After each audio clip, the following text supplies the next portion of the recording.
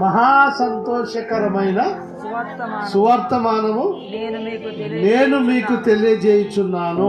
కింద నేడు రక్షకుడు మీ కొరకు పుట్టి ఉన్నాడు, ఈయనే ప్రభు అయిన క్రీస్తు. దేవునికి మహిమ కలుగును గాక.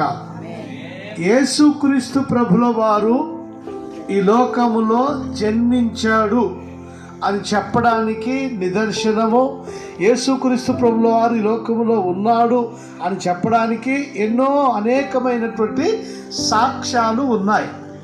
గత వారం ఈ ఊర్లోనే ఈ ఇంట్లో చెప్పినప్పుడు నేను ఒక మాట జ్ఞాపకం చేశాను. ఏం మాట? దేవుడు మానవుడయ్యాడు. ఏమా? దేవుడు మానవుడయ్యాడు. మానవుడెప్పుడు కూడా దేవుడు కాలేడు.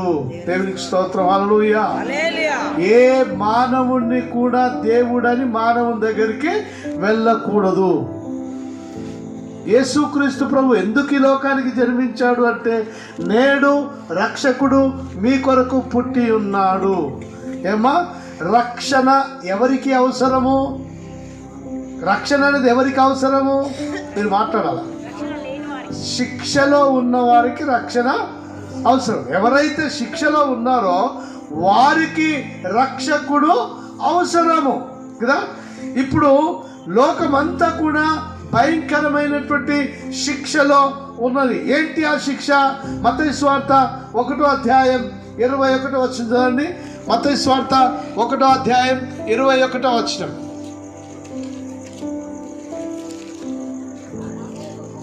ఆమె యొక్క కుమారుని కరును తన ప్రజలను వారి పాపముల నుండి ఆయనే రక్షించును గనుక ఆయనకు యేసు అని పేరు పెట్టుదు. ఇక్కడ ఏమన్నది?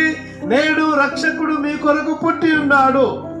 ఇక్కడ చెప్పండి, నేడు యేసు మీ కొరకు పుట్టి ఉన్నాడు. ఏమా? యేసు అంటే ఏంటి? అర్థం ఏంటి? రక్షకుడు, రక్షించడానికి వచ్చాడు. తన ప్రజలను తాని పాపము నుండి ఆయనే రక్షించును గనక ఆయనకు యేసు అని పేరు పెట్టుదు అని. ఏమా? యేసు అని అంటే రక్షకుడు, రక్షించేవాడు, శిక్ష నుండి తప్పించేవాడు. ఎవరు శిక్షలో ఉన్నారు? ఏమ్మా? ఇప్పుడు గ్రామం మీ చుట్టుపక్కల బాగా వ్యవసాయం ఉంది కదా, వ్యవసాయం ఉంది, పశువులు ఉన్నాయి. ఇప్పుడు ట్రాక్టర్లు అయినా కానీ పశువులు ఉండొచ్చు కదా. పశువులు బాగున్నప్పుడు, మేము చిన్నగా ఉన్నప్పుడు మా ఊర్లో బంజర దొడ్డి అని ఒకటి ఉండే. తెలుసా బంజర దొడ్డి? మీ ఊర్లో కూడా ఉందా బంజర దొడ్డి? బంజర దొడ్డిలో ఏ పశువులు ఉంటాయి? దొంగ పశువులు ఉంటాయి కదా. ఏదన్నా పశురం తెంపుకొని పోయింది, వాళ్ళ చేనులో పడ్డది, బాగా తిన్నది అంటే అది ఎడ దొరుకుతుంది? బంజరు దొడ్డిలో దొరుకుతుంది కదా. అంటే ఈ బంజరు దొడ్డిలో ఉన్నటువంటి ఆ పశువును విడిపించాలి అని చెప్పేసానంటే దానికి ఏం కట్టాలి? ఏమో పైకం కట్టాలి, పాయమాలు కట్టాలి. ఎంత నష్టపరిహారం. ఇప్పుడు ఆ పశువు దగ్గర పోయి, అయ్యా నా పశువుల వీడికి వచ్చిందేంటి, దాన్ని విడిపించండి అని చెప్పి అక్కడి వాళ్ళని అడిగితే, అరే పలానోళ్ళు చేనంతా వేసింది, ఒకసారి పోయి చూసుకొని రా అని చెప్పి అడిగి పోయి చూసి అది పట్టుకొని వస్తే నాకింత నష్టపరిహారం కట్టిస్తేనే నేను ఆ పశురాన్ని వదులుతాను కదా. నష్టపరిహారం చెల్లించాలి. నష్టపరిహారం లేకుండా ఆ శిక్షణ నుండి బయటపడడానికి వీలు లేదు. అట్లాగే మనుషులందరూ కూడా ఏం చేశారట? పాపము చేసి, మనుషులందరూ పాపం చేసినందుకు ఆ పాపానికి శిక్ష ఏముంది ఒకసారి చూద్దాం. ప్రకటన గ్రంథం 20వ అధ్యాయంలో 15వ వచనం చదవండి ఒకసారి. ప్రకటన గ్రంథం 20వ అధ్యాయం 14వ వచనం, 14-15 వచనాలు చదవండి. త్వరగా చదవాలి. మరణమును మృతుల లోకమును అగ్నిగుండములో పడవేయబడును. ఈ అగ్నిగుండము రెండవ మరణమును, ఇంకేంటమ్మా? మృతుల లోకమును అగ్నిగుండములో పడవేయబడును. ఈ మరణం అనేది ఎట్లా వచ్చింది?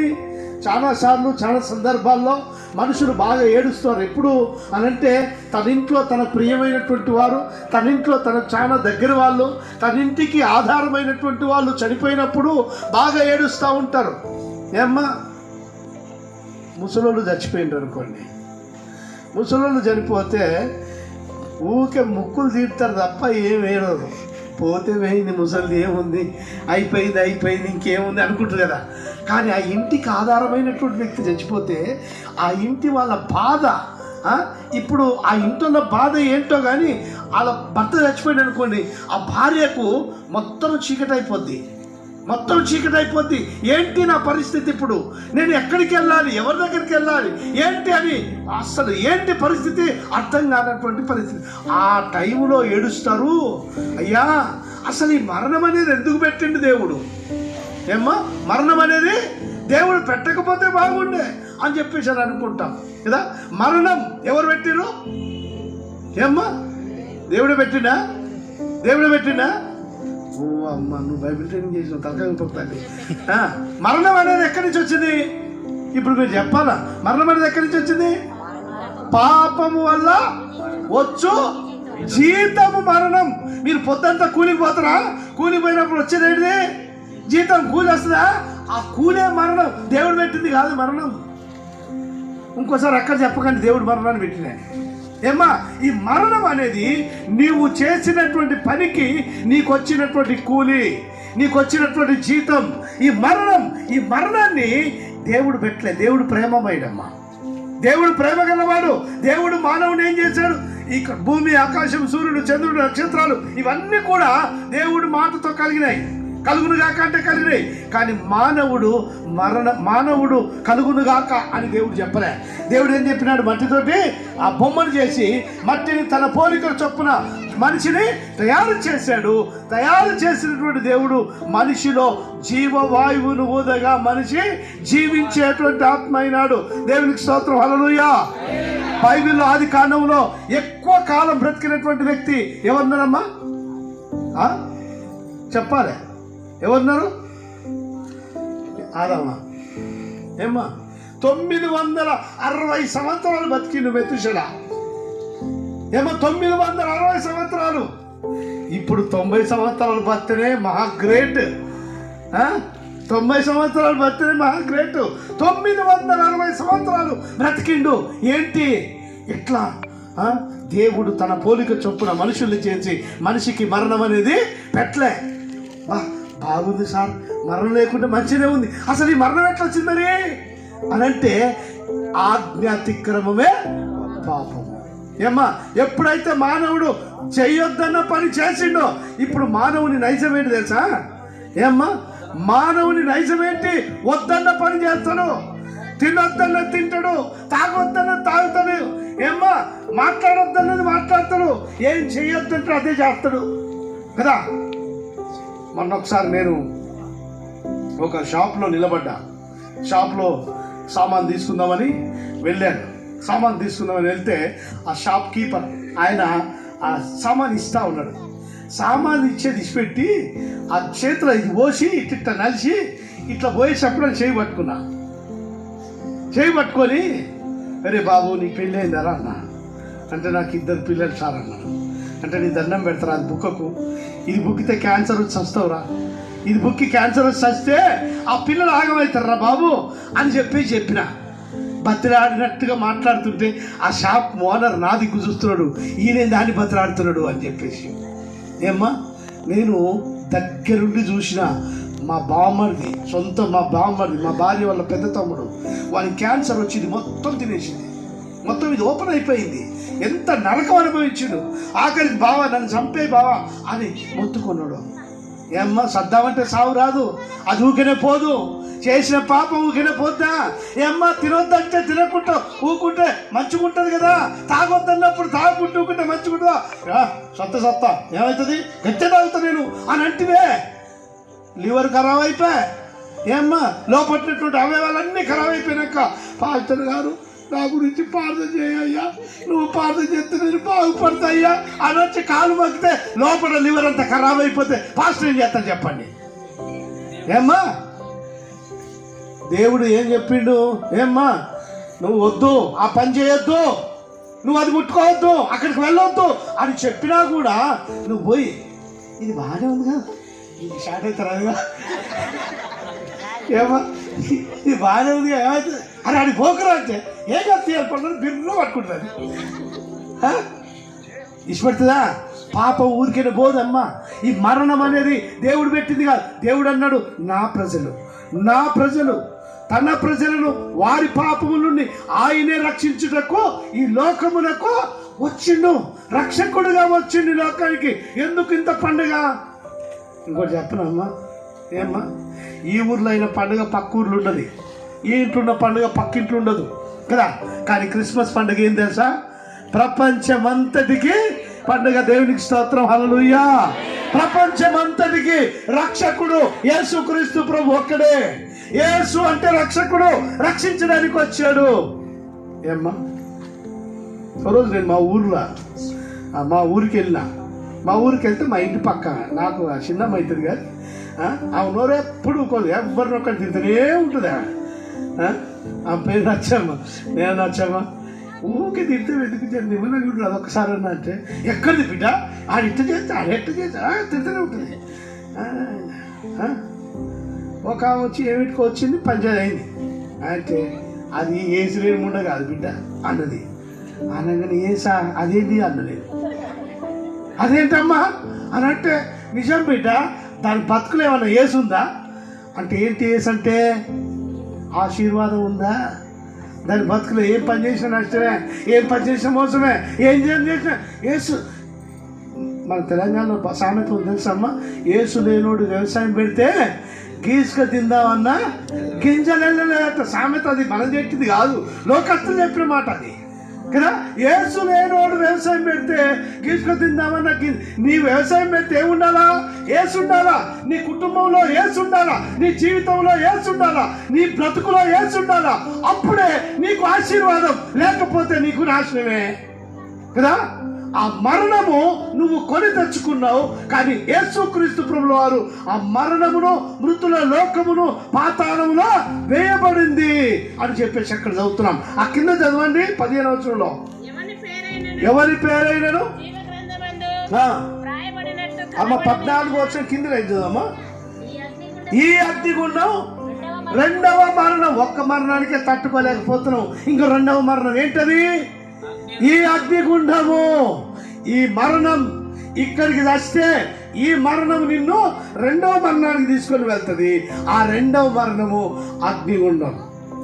పాతాళం అగ్నిగుండము ఉన్నది ఘోర పాపుల కోసము. పాతాళం అగ్నిగుండము ఉన్నదే ఘోర పాపుల కోసం. అగ్ని ఆరదు, పురుగు చావదు, గప్పు గప్పున రగులు చుండును. అగ్ని ఆరదు, పురుగు చావదు, గప్పు గప్పున రగులు చుండును. ధనవంతుడు అగ్నిలో బాధపడుచున్నాడు, ధనవంతుడు అగ్నిలో బాధపడుచున్నాడు. అబ్రాహాము రమ్మును లాజరును చూశాడు, అబ్రాహాము రమ్మును లాజరును చూశాడు. ధనవంతుడు చూసి దాహము అన్నాడు, ధనవంతుడు చూసి దాహం అన్నాడు. రెండే రెండు దారులు, ఏ దారి కావాలో మానవా? ఒకటి పరలోకం, మరి ఒకటి పాతాళం. ఒకటి పరలోకం, మరి ఒకటి పాతాళం. హల్లెలూయా. ఎన్ని మార్గాలున్నాయి? రెండు మార్గాలున్నాయి. ఒకటి పరలోకం, ఒకటి పాతాళం. నరకగుండం, అగ్నిగుండం, యమగుండం. నా ఆత్మ చెట్లల్లో పుట్లల్లో తిరుగుతుంది కదా. నా ఆత్మ చెట్లల్లో పుట్లల్లో తిరుగుతుంది. తర్వాత ఏం చేస్తుంది నా ఆత్మ? ఏమ్మా ఓమ్మా, మీకు తెలుసా మొన్న సాలమ్మ చచ్చిపోలే, ఆ సాలమ్మ దయ్యమే వచ్చిందట అంటారు. ఎందుకమ్మ దయ్యం వచ్చింది అంటే, ఎక్కడిది పుట్ట పోరగాల నుంచి పెట్టి చచ్చిపోయాయి కదా, పానవంతా వాళ్ళ మీద తిరుగుతుందట, అందుకనే దయ్యమై తిరుగుతుంది. ఎవరిని పడుతుందో ఏమో తెలియదు. ప్రియమైనటువంటి దేవుని బిడ్డలారా, మనుషులు చచ్చిపోతే ఆత్మలు దయ్యాలు కావు. దేవునికి స్తోత్రం. హల్లెలూయా. దయ్యాల సృష్టి వేరు, మనుషుల సృష్టి వేరు. నీలో ఉన్నటువంటి ఆత్మ దేవుడు పెట్టినటువంటి దీపం. ఇక్కడ అంటాడు సామెతల గ్రంథంలో, యెహోవా పెట్టిన దీపం. ఏమో మనుషులు చచ్చిపోగానే ఇంట్లో నూనె తీసుకొచ్చి బయట వేస్తారా? బయట వేసిన తర్వాత ఏం చేస్తారు చెప్పండి? తలాపన దీపం పెడతారు, బయట మంట పెడతారు. మంట ఎందుకు పెడతారు? తల్లి అక్కడ తినేందుకు వస్తా చెప్పండి. ఏమ్మా, ఏదో దయ్యం వచ్చింది, చంపుకొని పోయింది, మళ్ళా ఏమన్నా అయితే ఎవరా తెల్లదాకా నిరగస్తే మంట పెట్టుకుంటే మంటను చూసి దయ్యం రాదట్లా, ఈ పూటకి ఈవెన్ ఇట్లా కాపాడి తీసుకుపోయి వందలు పెట్టేది అయిపోద్ది అని అనుకుంటున్నారు. తలాపిన దీపం ఎందుకు అని అంటే, ఆ దీపం పోయింది. పోతారు, స్నానాలు చేస్తారు కదా, స్నానాలు చేసి వచ్చిన తర్వాత ఏమంటారు? అయ్యో ఇక్కడ ఎట్లా పోతారమ్మా, అందరూ దీపం చూసిపోవాలి. ఇంటికి వచ్చేవారికి దీపం అయింది. అయ్యో ఏది పిల్ల దీపం ఏం పెట్టాం, ఇప్పుడే పెట్టాం, ఉండు వాళ్ళు వచ్చి దీపం ముట్టిస్తాం. మనం ముట్టించే దీపం ఎంతకాలం ఉండదు, అది ఆరిపోతూనే ఉంటుంది. కానీ నీలో ఉన్న ఊపిరి ఆయన పెట్టినటువంటి దీపము. దేవునికి స్తోత్రం. హల్లెలూయా. దేవుడు ఏం కోరుకుంటున్నాడు తెలుసా? నీవు ఆయనతో ఉండాలి. ఇప్పుడు మనం చెప్పేదైనా ఇంకా వేరే మతస్థులు చెప్పేదైనా ఏమంటున్నారు అంటే, మన ఆత్మ దేవుని ఆత్మతో కలిస్తేనే పరలోక రాజ్యం. మన ఆత్మ ఎవరి ఆత్మతో కలవాలా? పరమాత్మతో కలిస్తేనే పరలోక రాజ్యం. మన ఆత్మ పరమాత్మతో కలవాలి అంటే నీవు పాపం చేయకుండా ఉండాలి. అందుకనే బైబిల్లో ఏముందమ్మా? నేను పరిశుద్ధుని కాబట్టి మీరును పరిశుద్ధులై ఉండండి అని దేవుడు చెప్పాడు. ప్రేమేంటుడు దేవుడు బిడ్డారా, దేవుడు పరిశుద్ధుడు, ఆయనలో ఏ పాపము లేదు. ఇప్పుడు క్రిస్మస్ పండుగ సందర్భంగా యేసుక్రీస్తు యొక్క జననము మనము ధ్యానం చేస్తూ ఉన్నాం. యేసుక్రీస్తు ప్రభుల వారు ఆయన ఎట్లా జన్మించాడు? ఏ పాపము లేకుండా ఆయన ఈ లోకములో జన్మించాడు. మనమందరమేమో పురుష సంతానం, మనుషులందరూ పురుష సంతానం, కానీ స్త్రీలు యేసుక్రీస్తు ఒక్కడే స్త్రీ సంతానం. దేవునికి స్తోత్రం. హల్లెలూయా. పొందుకోలేక ఆ పాపం ద్వారా నరకానికి వెళ్ళిపోతున్నాడు. కానీ యేసుక్రీస్తు ప్రభుల వారు ఆ పాపములో ఉన్నటువంటి మనుషులను, ఆ చీకట్లో ఉన్నటువంటి మనుషులను, అంధకారంలో ఉన్నటువంటి మనుషులను మిమ్మల్ని తీసి ఆయనతో పాటు పరలోక రాజ్యానికి తీసుకొని వెళ్ళడానికి ఆయన పరిశుద్ధుడిగా ఈ లోకానికి వచ్చాడు. నువ్వు పాపాత్ముడిగా ఉండి ఆ పరిశుద్ధ దేవుణ్ణి చూడలేవు. నువ్వు పాపాత్ముడిగా ఉండి ఆ పరిశుద్ధ దేవుని దగ్గరికి వెళ్ళలేవు. అయ్యా మేము పాపం చేసినాం, కానీ పాపం చేస్తే ఏమొస్తుంది? ఒక్కసారి మార్క్స్ వార్త 2వ అధ్యాయం చదువుతురా. ఒకసారి మార్క్స్ వార్త 2వ అధ్యాయం 4వ వచనం చదవడమ్మా.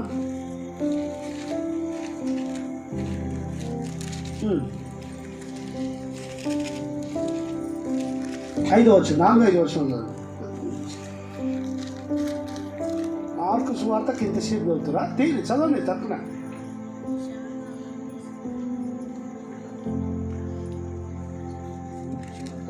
మార్కు సువార్త 2వ అధ్యాయం 4-5 వచనాలు.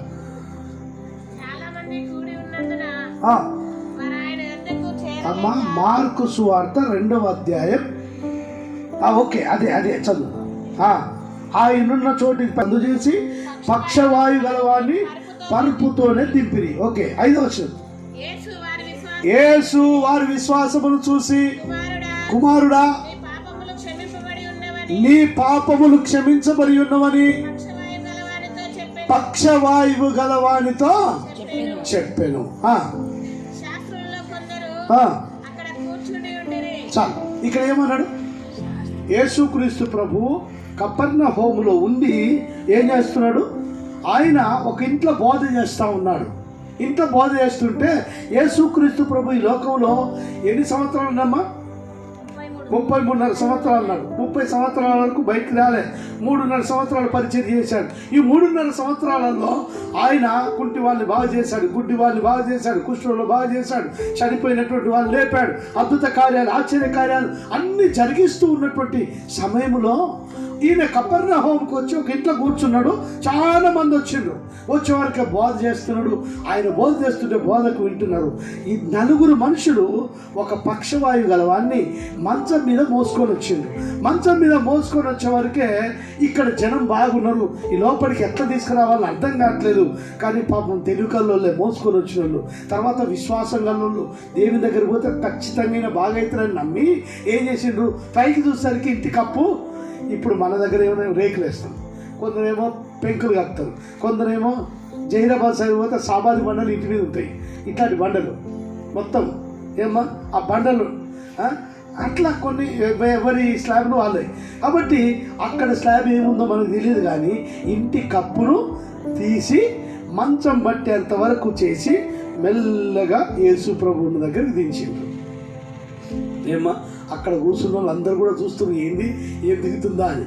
కిందికి దిగిన తర్వాత ఏం చేయాలి, యేసు ప్రభు నా కుమారుడా లేచి నీ పరుపెత్తుకొని నడు అని చెప్పాలి కదా. కానీ ఏం చెప్పిండు, మళ్ళీ చదవమ్మా. వారి విశ్వాసమును చూసి కుమారుడా నీ పాపములు క్షమించబడ్డవి. చూడండి ఏం చెప్పిండు, నీ పాపములు క్షమించబడ్డాయి అన్నాడు. అంటే ఇప్పుడు మీరు ఆలోచన చేయండి, యేసు ప్రభు ఈయనకి రోగం ఉంది, బాగు చేయాలని తీసుకొని వచ్చిండ్రా, ఈ పాప రోగం కొరకు వచ్చిండ్రా? మనకున్నటువంటి సమస్య ఏంటంటే మన పాపాన్ని పక్కన పెట్టి మన పాపాన్ని దాచుకొని పైకి మాత్రం నా రోగం బాగుపడాలనుకుంటాం. నా రోగము బాగుపడాలి. ఏమ్మా చూడండి, ఇక్కడ ఏలుకు ముళ్ళు కొట్టింది, ముళ్ళు లోపట ఉంది, ఏలు మొత్తం వాసిపోయింది, వాసిపోయి మొత్తం చీమ పట్టింది అనుకో, డాక్టర్ దగ్గరికి వెళ్ళిపోతే డాక్టర్ గారు ఏం చేస్తారు, అయ్యా అది కోసి ఆ ముళ్ళు బయటికి తీస్తేనే తప్ప అది బాగా కాదు. లేదయ్యా డాక్టరు నువ్వేం కోయకు, నువ్వేం కుచ్చకు, నాకు పైన మాత్రం అది తగ్గేటట్టు మాత్రం మలాం పెట్టయ్యా అంటే పెడతావా? పెట్టిన ప్రయోజనం ఏమి లేదు. కాబట్టి ఈయనకున్నటువంటి రోగము దేన్ని బట్టి వచ్చింది, పాపాన్ని బట్టి వచ్చింది. పాప రోగానికి మందు మీరు పరిగెత్తి తినకుండా దొరకదిగా ముందు. పాప రోగానికి మందు, పాప రోగానికి బహు మంచిది మందు, పాప రోగానికి బహు మంచిది మందు, పరలోక పంపెని మందు, పాప రోగానికి మందు. ఏమ్మా ఈ లోకంలో ఎక్కడ ఏ రోగానికైనా మంది ఇస్తారు. ఏమ్మా మొన్న ఒక అబ్బాయిని తీసుకొని వెళ్ళాము, ఒక హాస్పిటల్, అపోలో హాస్పిటల్ తీసుకొని వెళ్తే అక్కడ ఉన్నటువంటి డాక్టర్ అక్కడంతా స్టడీ చేసి ఆయన చెప్పినటువంటి రోగం ఏం తెలుసా? ఆయన ఏమనంటే, పాస్టర్ గారు 1,00,000 మందిలో ఒక్కడికి ఉంటుంది రోగం. ఏమ్మా నెలకు ఒక్క ఇంజక్షన్ పడాలి, ఒక్క ఇంజక్షన్ ఖరీదు 50,000. ఏమ్మా ఆ రోగం పట్టుకున్నాడు డాక్టర్ కదా. రకరకాల రోగాలు వస్తున్నాయి, రకరకాల సమస్యలు వస్తున్నాయి, రకరకాల. దీనికి అంతటికి మూలం ఏమంటే పాపము, నువ్వు చేసినటువంటి పాపం. అందుకని సంఖ్యాకాండం ఏంటంటే నీ పాపమే నిన్ను పట్టుకుంటుంది. కాబట్టి ఈ పాప రోగానికి ఎవరు కూడా మందు ఇచ్చేవారు లేరు, ఈ పాపాన్ని తీసివేసేవారు ఎవరు లేరమ్మా. ఒకసారి నేను పుట్టపర్తి అనేటువంటి ప్రాంతానికి వెళ్ళి అక్కడ బైబిల్ క్లాస్ చెప్తానికి వెళ్ళాను. పుట్టపర్తిలో ఎవరుంటారు తెలుసమ్మా? పుట్టపర్తి సాయిబాబా. పుట్టపర్తి సాయిబాబా నేనేమి శాంతి నేనేమని ఉంది, అక్కడనే ఆ పక్కనే చర్చ్ ఉంది. మేము బైబిల్ క్లాస్ చెప్పడానికి వెళ్ళినప్పుడు అక్కడ ఒక ఆయన చెప్పాడు, అయ్యా ఒకసారి ఒక ఆయన పరిగెత్తుకొని వచ్చి ఆ బాబా గారి దగ్గరికి వచ్చి కాళ్ళ మీద పడి, అయ్యా నన్ను క్షమించయ్యా అని కాళ్ళ మీద పడ్డేట. కాళ్ళ మీద పడితే సాయిబాబా చెప్పినట్టు అడిగాడట, ఏమైందిరా అని అంటే, అయ్యా నేను ఘోరమైన పాపినయ్యా నన్ను క్షమించయ్యా అని అంటే, అరే నేను నీ పాపాలు క్షమించలేను, కానీ నీవు చేసిన పొరపాటు తీర్చుకోవడానికి నీకు ధనం కావాలన్నా, బంగారం కావాలన్నా, బంగారం గొలుసు కావాలన్నా, ఏమి లేకపోతే విభూతితో నొచ్చికి రుద్దుకొని పోరా, సమాధానంగా ఉండిపో అని చెప్పిందిట. ఏమా చేసిన పాపము దగ్గర పెట్టుకొని ఎక్కడ పోయినా ప్రయోజనం ఏమీ ఉండదు. కాబట్టి నీ పాపాలు క్షమించబడాలి అనంటే ఎవరు పాపాలు క్షమించబడాలి? మత్తయి సువార్తలో అంటాడు, గుడ్డివానికి గుడ్డివాడు త్రోవ చూపెట్టలేడు. అనారోగ్యంతో ఉన్నటువంటి వారికి అనారోగ్యం ఉన్నవాడు ఏమీ చేయలేడు. కాబట్టి అనారోగ్యం ఉన్నవారికి డాక్టర్ కావాలి, గుడ్డివారికి త్రోవ చూపెట్టే కన్నున్నటువంటి వాడు కావాలి. పాపాత్ముడికి పాపము లేనటువంటి వాడు కావాలి. ఆయనే యేసుక్రీస్తు ప్రభు. దేవునికి స్తోత్రం. హల్లెలూయా. ప్రియమైన దేవుని బిడ్డలారా, యేసయ్యలో ఏ పాపము లేదు. యేసు ప్రభు అంటాడు యోహాను సువార్తలో, నాలో పాపం ఉందని మీరు ఎవరు నిరూపిస్తారో నిరూపించండి అన్నాడు. ఆయనలో ఏ పాపము లేదు, ఆయనలో ఏ దోషము లేదు, ఆయన ఆ పాపము చేయలేదు, పాపములో పుట్టలేదు. దావీదంటాడు, అయ్యా నేను పాపం చేసినటువంటి వాడిని, నా తల్లి నన్ను పాపములోనే గర్భము ధరించింది అంటాడు. దావీదు చెప్పాడు. కానీ యేసు ప్రభు ఆయన నేను పరిశుద్ధుడిని కాబట్టి మీరు పరిశుద్ధులై ఉండండి. మీరు పరిశుద్ధులై ఉండాలి అని అంటే మీ పాపము కడిగి వేయబడాలి. అందుకనే ఈ యొక్క పక్షవాతం గలవానికి చెప్పాడు, ఇదిగో నీ పాపములు క్షమించబడ్డాయి. ఆ తర్వాత చెప్పాడు, ఆ కింద చదవండి అమ్మా, ఏమంటాడు? 9వ వచనం, చెప్పుట సులభమా? సులభమా? పాపములు క్షమించుటకు భూమి మీద మనుష్య కుమారునికి అధికారము కలదని మీరు తెలుసుకొనవలెను. దేవునికి స్తోత్రం. హల్లెలూయా. అధికారం ఎవరికి ఉంటుందమ్మా? ఏమ్మా ఎవరికి అధికారం ఉంటుంది? కొన్నిసార్లు ఏదన్నా పంచాయతీతో గొడవ పడ్డప్పుడు, అరే ఏదే అంత గట్టి మాట్లాడుతున్నావు అంటే, ఏం భయం? పాపం లేకపోతే భయమే. నేను ఏ పొరపాటు చేయలే, నాకేం భయం? చాలా ఎవడొస్తారు రాని చూద్దాం. అవునా కదా? మనం ఏ పొరపాటు చేయకపోతే భయపడాల్సిన పనిలే. కానీ ఏదన్నా పొరపాటు ఉందా, నీళ్లు మింగుతుంటాం, పక్కకు దొరుకుతుంటాం, ఎక్కడ దొరికిపోతామో తెలియదు కదా. కాబట్టి యేసుక్రీస్తు ప్రభువు ఆయనకు అధికారం ఉంది. ఎందుకు అని అంటే ఆయనలో పాపము లేదు కాబట్టి, ఆయన పరిశుద్ధుడు కాబట్టి ఆయన అన్నాడు, ఇదిగో నీ పాపములు క్షమించబడ్డాయి అన్న తర్వాత ఏమన్నాడు? నువ్వు లేచి నీ పరిపెత్తుకొని నడు అన్నాడు. గట్టిగా చప్పట్లు కొట్టి దేవుని మహిమపరుస్తాడు. నిజంగా దేవుడు ప్రేమించుడు దేవుడు కదా. ఆయన పరమాత్ముడు, పరిశుద్ధుడు, ఆయనలో ఏ దోషము లేదు కాబట్టి లేచి నీ పరిపెత్తుకొని నడు అని చెప్పాడు. కాబట్టి ప్రేమించుడు దేవుని బిడ్డలారా, యేసుక్రీస్తు ప్రభువుకి అధికారం ఉంది. ఇంకొక విషయం నేను మీకు జ్ఞాపకం చేస్తాను. అదే యోహాను సువార్తలో అక్కడ మనకు ఒక వ్యక్తి కనపడతాడు. ఆయన యోహాను, అది లాజరు అనేటువంటి వ్యక్తి కనపడతాడు. ఒక మాట చదువుదాం. 12వ అధ్యాయంలో 9వ వచనం, 9-10 వచనాలు.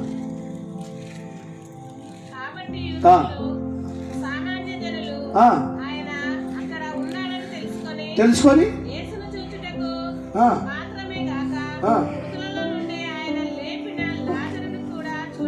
అక్కడ ఉన్నటువంటి జనులందరూ కూడా ఎవరు చూడడానికి వచ్చిండ్రు? యేసును చూడడానికి వచ్చారు. యేసును మాత్రమే కాకుండా యేసు లేపినటువంటి లాజరును కూడా చూడడానికి వచ్చారు. ఏమ్మా, ఎవరన్నా ఒక మనిషి చచ్చిపోయి లేచిండట, ఆయన వచ్చిండు ఊళ్ళకు అని చెప్పంటే ఎదురు పడతారు అమ్మ పోయి? వామ్మో, ఇది ఎట్ల కథ కదా. కానీ యేసుక్రీస్తు ప్రభు రహస్యంగా లేపలే. అందరూ చూస్తుండగానే ఏమన్నా, లాజరు లేచి బయటికి రా అని చెప్పాడు. అక్కడ యూదులు అందరు ఉన్నారు, పరిచయులు అందరు ఉన్నారు, శాస్త్రులు అందరు ఉన్నారు, ప్రజలందరూ ఉన్నారు. అందరూ వెళ్ళిన తర్వాత అక్కడ యేసుప్రభు పిలవక ముందు ఏం చెప్పాడు? ఆ సమాధి మీద ఉన్నటువంటి రాయి తీయండి అమ్మా అన్నాడు.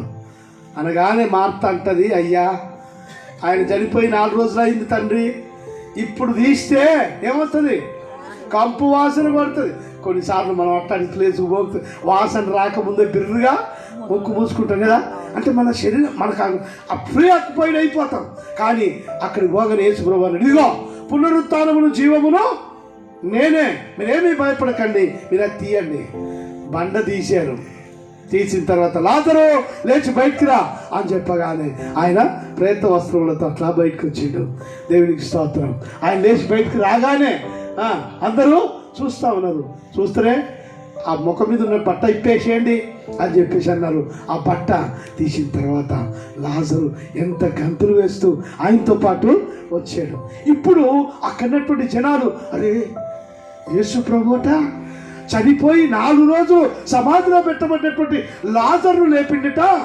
అరే యేసుని కాదు ఇప్పుడు చూడాల్సింది, మనం ఎవరు చూడాలా? యేసు ప్రభు లేపినటువంటి లాజరును మనం చూద్దాం పద అని చెప్పేసి అక్కడికి వచ్చారు. వచ్చిన తర్వాత చూడండి 10వ వచనం. అతనిని బట్టి చదవాలమ్మా. అతనిని బట్టి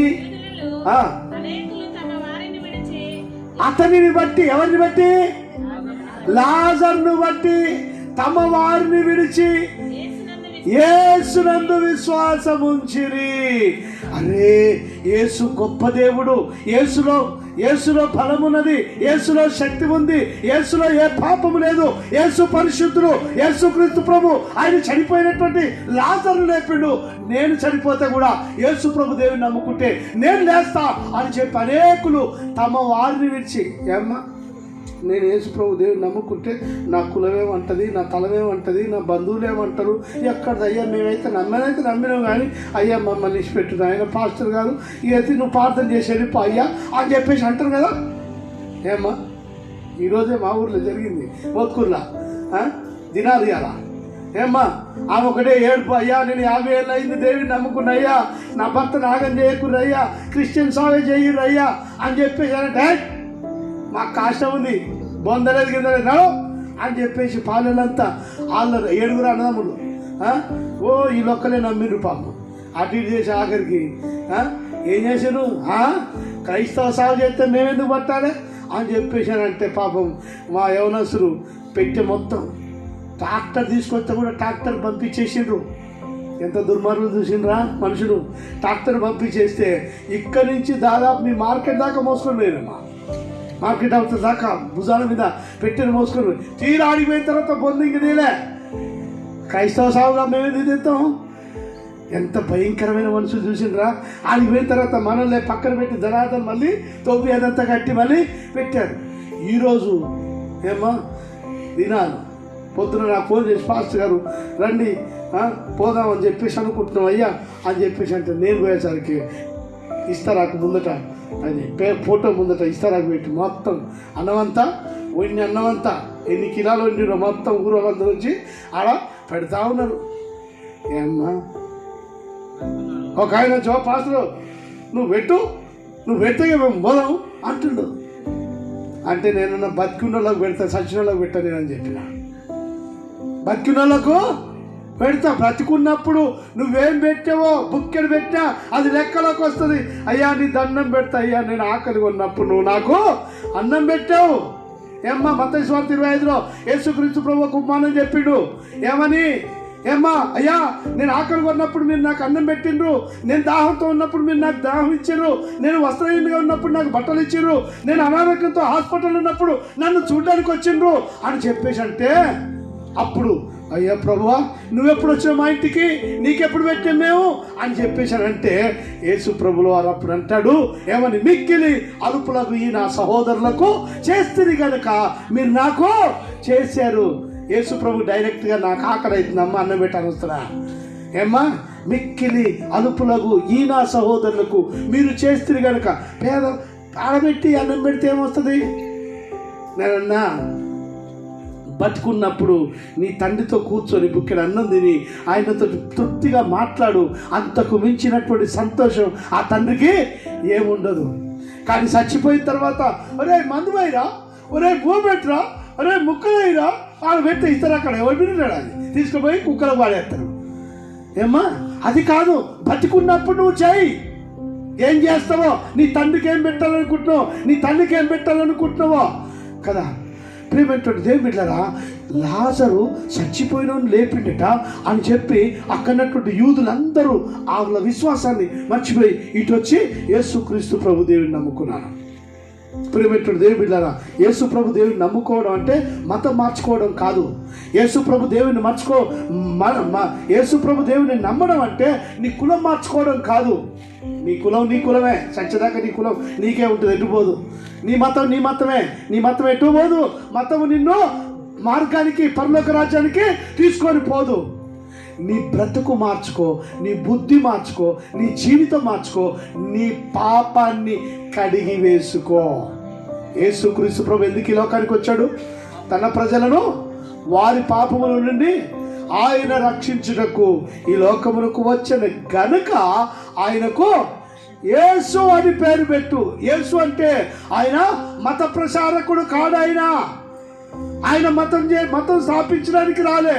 ఆయన యేసు లోకాన్నంతటి రక్షించడానికి వచ్చాడు.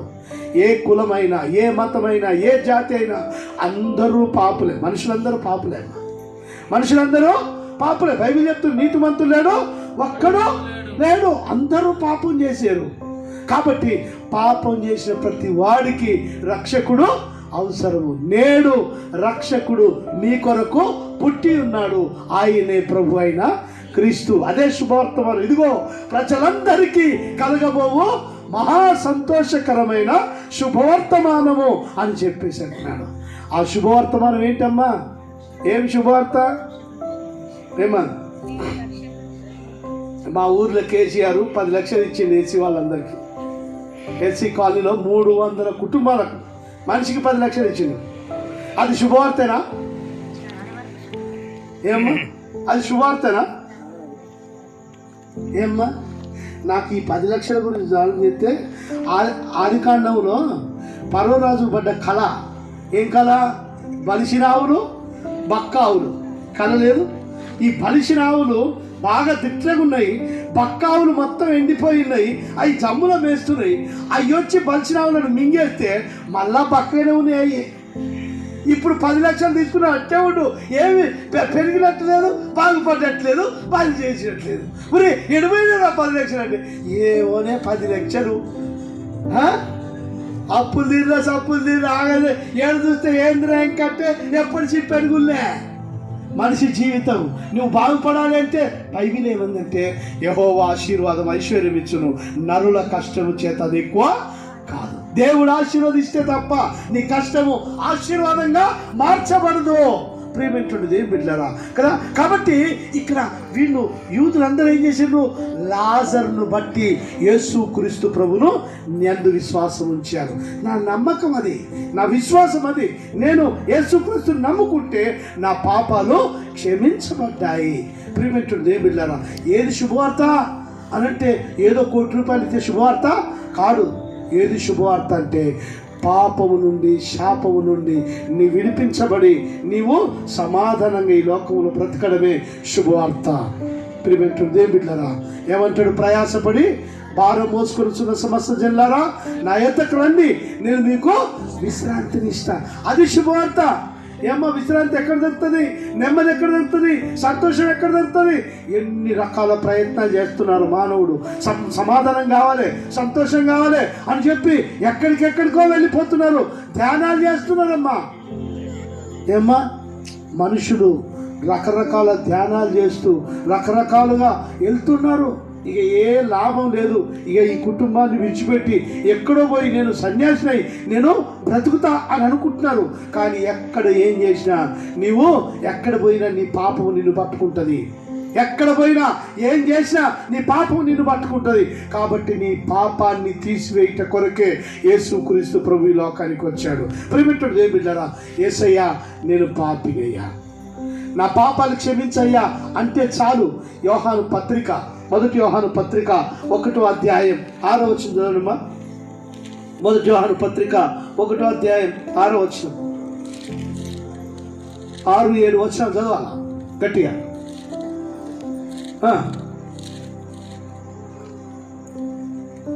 చదివించిన ఇంతమంది చదవండి, దొరకలే. 1 యోహాను పత్రిక 1వ అధ్యాయం 6-7 వచనాలు.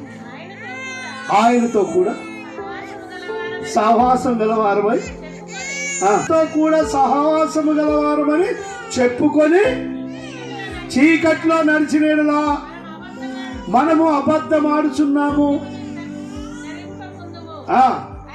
అయితే ఆయన వెలుగులో ఉన్న ప్రకారము మనమును వెలుగులో నడిచిన యెడల మనము అన్యోన్య సహవాసము గలవారమైందుము. అప్పుడు ఆయన కుమారుడైన యేసు రక్తము ప్రతి పాపము నుండి మనల్ని పవిత్రులుగా చేయదు. చూసారమ్మా, నువ్వు ఎవరితో సహవాసం చేస్తున్నావు? ఇక్కడ కూర్చున్న వాళ్ళ గురించి ఇప్పుడు మాట్లాడుతావు. ఇప్పటిదాకా బయట గురించి మాట్లాడు. ఇక్కడ కూర్చున్న వారి గురించి బైబిల్ ఏం చెప్తున్నది? నువ్వు ఆయనతో సహవాసము, ఆయనతో కూడా సహవాసము గలవారమని చెప్పుకొని చీకట్లో నడిచిన యెడల నువ్వు ఆయనతో సహవాసం చేస్తావు. నేను క్రైస్తవురాన్ని చెప్పుకుంటూ నువ్వు బయట తాగుతావు, తింటావు, అన్ని ఆటలాడతావు, మళ్ళీ వచ్చి నేను క్రైస్తవునే, నేను విశ్వాసనే అని చెప్పుకుంటే నువ్వు చీకట్లోనే ఉన్నావు అనే విషయాన్ని జ్ఞాపకం చేస్తా ఉన్నాను. కాబట్టి నువ్వు యేసుక్రీస్తుని నమ్మితే ఆయనతో సహవాసము చేయాలి. ఏమ్మా, లోకంలో ఒక సామెత ఉంది. ఏంటది? 6 నెలలు సహవాసం చేస్తే ఆయన ఈడైతాడు, ఈడు ఆడైతాడట. ఏమ్మా, యేసుక్రీస్తు ప్రభు గెత్సేమనే తోటలో ప్రార్థన చేస్తూ ఉన్నప్పుడు ఆ సైనికులు వచ్చి యేసు ప్రభు దేవుని పట్టుకోవడానికి అని వచ్చిండ్రు. చూస్తే అందరూ ఒక్క తిరిగినే ఉన్నారు. ఉర్రే, ఎవరిని పట్టుకోవాలిరా అని చెప్పేసి అంటే ఇస్కరియోతు యూదా వచ్చి యేసు ప్రభుని ముద్దు పెట్టుకున్నాడు. యేసు ప్రభుని ముద్దు పెట్టుకుని పక్క జరిగిండు. ఈ సైనికులు ఆయన ఎవరు పట్టుకున్నామని చెప్పడానికి ఈయన పక్క దగ్గర అందరూ ఒక దగ్గర ఉంటారు. అప్పుడు యేసు ప్రభు అన్నాడు, ఒరే బాబు, ఎవరిని ఎత్తుతున్నారు మీరు అనంటే యేసుడు నజరేయుడైన యేసుడు నేనే ఆయన్ని అనేంత వరకు ఆయన్ని పట్టుకోలేకపోయారు. ప్రియమిత్రుడు దేవుడారా, అంటే ఒక్క తీరి నువ్వు క్రైస్తవం అని చెప్పుకొని నీ నోరు చేస్తే బండబూతులు మాట్లాడతావు. నీ నోరు చేస్తే కంపు వాసన వస్తుంది. ఏమ్మా, నోరు తెరిస్తే ఏమ్మా బయటగా చర్చి కాడికి పోగానే తుక్కులో బయట ఉంచి నీళ్ళు పోసుకొని మళ్ళా కిల్లి ఏం వేస్తారు కదా, నోట్లే వాసన వస్తుంది. సోంపు లోపల వేసుకొని అని చెప్పి కదా వేసుకొని వస్తే నువ్వేడున్నట్టు చీకట్లో ఉన్నావు. నీకు పరలోకం ఉందా? లేదమ్మా, నరకమే. కాబట్టి ప్రేమేంటోడు దేవుని బిడ్డలారా, జాగ్రత్త. నువ్వు ఆయనతో సహవాసం చేస్తే నువ్వు పరిశుద్ధుడివి, నువ్వు పరిశుద్ధురాలు కావాలి. యేసు రక్తము ప్రతి పాపము నుండి మనల్ని పరిశుద్ధులుగా చేయించినది కదా. యేసు రక్తం లోకంలో అందరికీ కోరుకుంటున్నారు. ఏమమ్మా, లోకస్తులైన పెద్ద బిల్డింగ్ ఇల్లు కట్టుకున్నారు. ఇల్లు కట్టుకున్నప్పుడు ఇళ్ళలో పోతప్పుడు ఏం చేస్తారమ్మా? ఇళ్ళలో పోతప్పుడు ఏం చేస్తారు? కోస్తారా? ఏంటిది? ఏటను నరుతారా? దాన్ని నరికి దాని రక్తం ఏం చేస్తారు? గోడలకు కొట్టుకుంటారు. ఏంటి అంటే రక్తము ద్వారా ఇల్లు శుద్ధి చేయబడుతుంది కదా. రక్తము ద్వారా ఇల్లు శుద్ధి బైబిల్ ఏమంటుంది? ఎబ్రిలకు రాసిన పత్రికలో ఎడ్ల రక్తము, గొర్రెల రక్తము మనిషికి పాప క్షమాపణ తీసుకొని రాలేదు. మనిషికి పాపం పోవాలి అంటే రక్తము చిందించబడాలి. ఆ రక్తము పరమాత్ముడే చిందించాలి.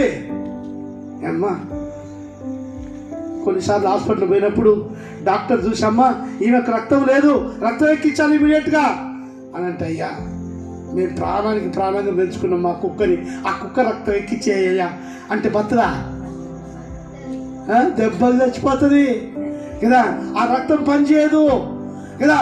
పోని అయ్యా నేను నా బిడ్డను బాగా ప్రేమిస్తున్నా, నేను నా రక్తం ఇస్తాయ్యా అని చెప్పేశారంటే ఏం చేస్తాడు డాక్టర్? ఏం చేస్తారు? గ్రూప్ చెక్ చేస్తారు. ఈ గ్రూప్ రక్తము ఎక్కుతా లేదా అని చెప్పి కదా. నీ రక్తమే పనిచేయదు కదా. కానీ మనుషులకు గొర్రెల రక్తం, ఎడ్ల రక్తం, మా ఊరు శుద్ధి కావాలని దునపోతులు భరించి ఊరు మీద చల్లుకుంటాం. నో నో నో నో, నీకు పాపక్షమాపణ లేనే లేదు. హిందూ వేదాల్లో కూడా ఉంది, సర్వ పాప పరిహారో రక్త ప్రోక్షణం అవశ్యం, తద్రక్తం పరమాత్మేనా పుణ్యదాన బలియాగం. అనగా సర్వమానవాళి పాపం పోవాలంటే రక్తము చిందించబడాలి. ఆ రక్తము పరమాత్ముడే చిందించాలి. ఏ పరమాత్ముడు చిందించిన మన కొరకు రక్తము? యేసుక్రీస్తు ప్రభు ఒక్కడే. ఆయన కల్వరి శిలువలో ప్రాణం పెట్టాడు. ఏమ్మా, రోగం వచ్చి చచ్చిపోలే. ఎవరో అన్యాయం చేసేదో అక్రమం చేస్తే ఆయన పట్టుకొని జైలేసి కొట్టి చంపలే. ఆయన తలలో ముళ్ళ కిరీటము, ఆయన చేతిలో మేకులు, పక్కలో పల్లెపోటు, కాళ్ళలో మేకులు, రక్తమంతా కూడా దారపోసాడు. ఏమ్మా ఆయన మోసుకొని వెళ్తున్నప్పుడు కొరడాలతోటి కొడుతూ ఉంటే వీపంతా పగిలిపోయింది, రక్తమంతా కారిపోతా ఉంది. యెషయా గ్రంథంలో అంటాడు ఆయన వీపు దున్నబడింది అంట. ఏమ్మా వ్యవసాయం చేసిన వాళ్ళు దున్నబడింది అంటే ఒక్కసారి చెప్పండి, ఒకసారి చూడండి. మీ పొలాలు దున్నుతున్నప్పుడు ఏమన్నా ఒక గడ్డన్న ఇచ్చి పెడతారా? ఓ 23 సార్లు దున్నితే మొత్తం ఏమైతే కుడితి కడి అయిపోద్ది. అందుకనే యేసుక్రీస్తు ప్రభును సిలువకి వేసినప్పుడు మొత్తం మాంసం ముద్దలై కింద పడిపోయినప్పుడు, ఆయన రక్తమంతా కూడా కారిపోయినప్పుడు ఒక్క స్కెలిటన్ మాత్రమే, ఆయన యొక్క అస్థి పంజరం మాత్రము సిలువ మీద ఉంది. మనం అనుకుంటున్నట్టు సిలువ మీద ఫోటో చూసినట్టు కాదు. యేసుక్రీస్తు ముఖం మీద పిడిగుద్దులు గుద్దారు, గడ్డ పెట్టుకలు పెట్టి లాగేశారు, తల మీద ముళ్ళ కిరీటం పెట్టి కొట్టారు. ప్రేమంటుడు దేవుని బిడ్డారా, రక్తం అంతా కూడా దారపోసాడు. దేని కొరకు అని అంటే నీ కొరకు, నా కొరకు. అందుకనే యేసు రక్తము ప్రతి పాపము నుండి నిన్ను పవిత్రులుగా చేస్తుంది. కాబట్టి దేవా నేను పాపిని, ఇక్కడ వాళ్ళు మాత్రమే కాదు, ఈ మైకు ద్వారా వింటున్నటువంటి ప్రతి ఒక్కరు కూడా గమనించాలి ఏంటంటే, నీ పాపం పోవాలి అంటే, నువ్వు మోక్షానికి వెళ్ళాలి అంటే యేసుక్రీస్తే మార్గం. అందుకనే యేసయ్య అన్నాడు, నేనే మార్గము, నేనే సత్యము, నేనే జీవము, నా ద్వారా తప్ప ఆ తండ్రి యొద్దకు ఒక్కరు కూడా చేరలేదు. కాబట్టి యేసయ్య నేను పాపిని. ఏమ్మా మీరెంత మూర్ఖులు, ఒక్కడే దేవుడు అంటుంది మీరు అని చెప్పేసి అంటే, ఒక్కడే మరి ఆయన చనిపోయింది మన కొరకు, రక్తం కాచింది ఒక్కడే, ఆయనే మన కొరకు ప్రాణం పెట్టిండు కదా. కాబట్టి ఆయన దగ్గరికి వచ్చి దేవా నేను పాపిని అని అంటే చాలు, యేసయ్య నీ పాపాన్ని క్షమిస్తా. అందరి తల వచ్చి కనిపిస్తుంది. ఒక్కసారి ఎవరికి వారు ఇది ఆలోచన చేద్దాం. యేసు రక్షకుడు ఆయన మనల్ని శిక్ష నుండి విడిపించడానికి వచ్చినాడు. యేసు రక్షకుడు. కాబట్టి ప్రియమైన దేవుని బిడ్డలారా, అందరూ తలలోంచి కనుమూసుకోండి. ఒక్కసారి ఎవరికి వారు ప్రార్థన చేసుకోండి. దేవా పాపిని నిన్నాశ్రయించాను, ప్రేమ చూపించి నన్నాదుకోవయ్యా. దేవా పాపిని అపరాధినై అల్దుడనై అపవాదితో అనుచరుడై, అపవాదినై అల్దుడనై అపవాదితో అనుచరుడై సంచరించితి చీకటిలో, వంచన చేసితి ఎందరినో, వంచన చేసితి ఎందరినో. దేవా